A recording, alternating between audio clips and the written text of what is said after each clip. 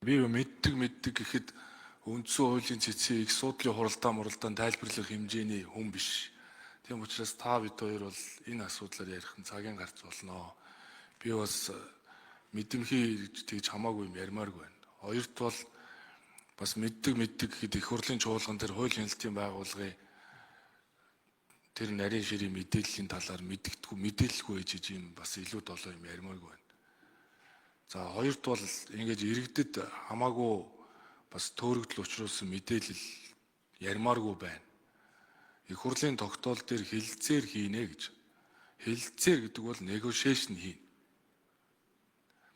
За газрын хэвлэлийн баялагын дийлэнхийг ард түмэн эзэмшнэ. Үндсэн хууль.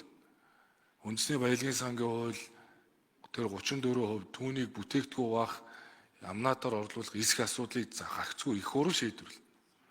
Хинч дураараа ийдгүй. Эрдэнэс 5 компани наад нэг хэдэн ордуудыг чинь дэрэгдээ авч эзэмшиж дураараа хилцэл гэрээ хийсээр байгаад өнөөдөр энэ олон нүүрсийн сонсголчин болчоод хэрэгс хэтэрчээд байна шүү дээ. Багш эмчнэрийн цалингаа нэмүүлээ гадаа зогсож байгаад хэний сонсож байгаа хэдэн 10 тоогоор ярьдаг. Тоогийнхаа хэмжээг алдсан. Одоо бүр нөгөө мөнгөний баримжаа алдчихад шүү дээ. Зарим ус төрчнөр ч. Тэгээ энэс ч болоод их хурлын гишүүдийг бүгдийг нь хулгайч дээрэмж гэж ойлгоод байна шүү дээ.